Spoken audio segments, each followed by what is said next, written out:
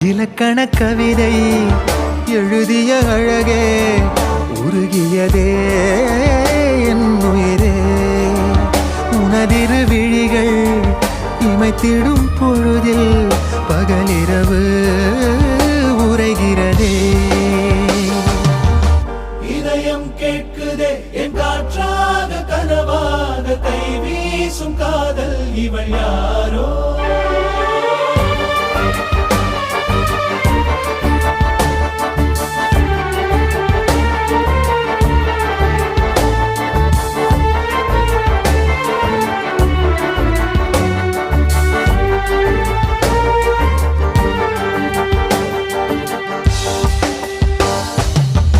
தேவதையின் விழியில் விழா காணும் பொன்வானம் அழைக்குது அருகில்